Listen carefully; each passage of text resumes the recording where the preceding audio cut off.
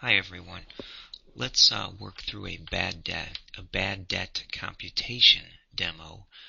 We'll work through problem 8-4A, which gives us some information relating to the Emporia company. They've got total credit sales for 2004 of $2 million.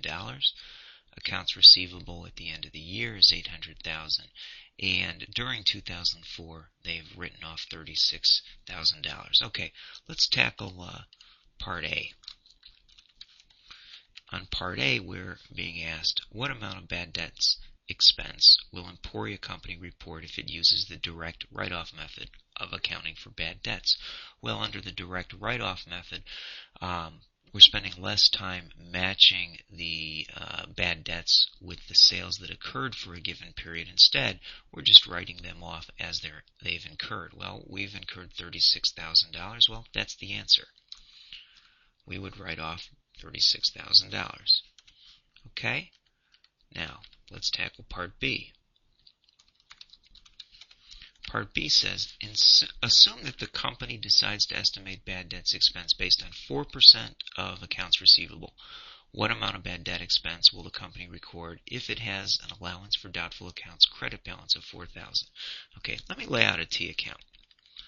This is Part B, but let's put it over here. Let's put the allowance account right here. Allowance for doubtful accounts. Okay, let's just underline that. We'll make that our T account, if you will. And we'll draw a line here, make that our T account also. I think what I'll do is I'll take the line all the way over here so it's a little balanced.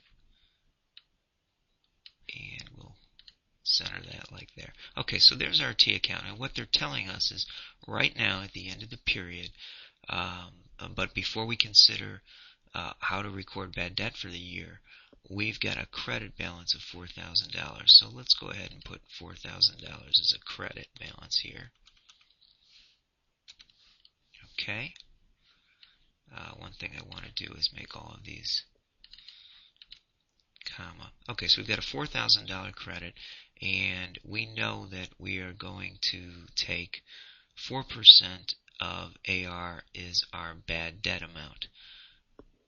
Okay, so let's go ahead and do that calculation. Let's take the accounts receivable is $800,000, right? And again, I want to let me just get this formatted a little bit better. Okay, so there's our AR balance, and our bad debt experience rate, I'll just call that the rate, is 4%. So we know, let me format that as a percentage so you can see that. And if we take that 800,000 times the 4%, we're going to come up with $32,000 as the balance that we need in the allowance account.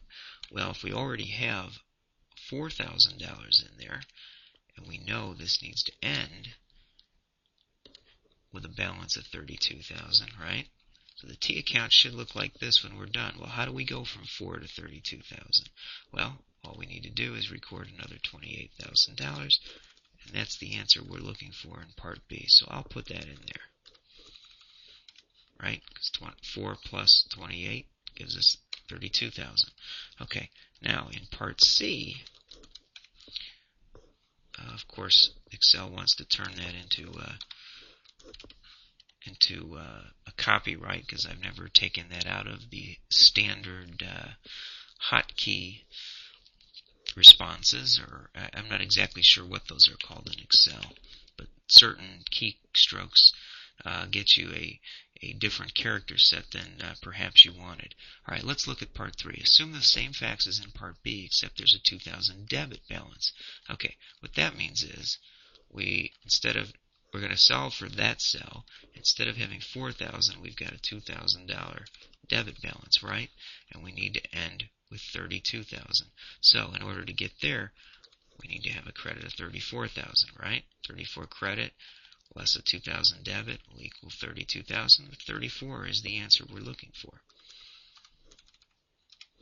Okay, And then Part D, what's the weakness of the direct write-off method of reporting bad debt expense? Well, I've sort of hinted at it in Part A.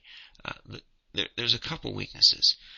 The primary one is it violates the matching principle. There's no attempt made to match the expenses to the revenues that were incurred during the period in which the revenues did take place.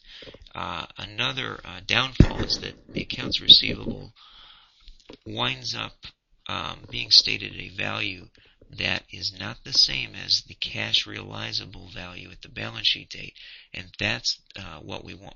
That's the cash realizable value is what we wind up reporting on the balance sheet date when we use the allowance method. Okay, that's the answers to P8-4A, and I hope you found the demo useful.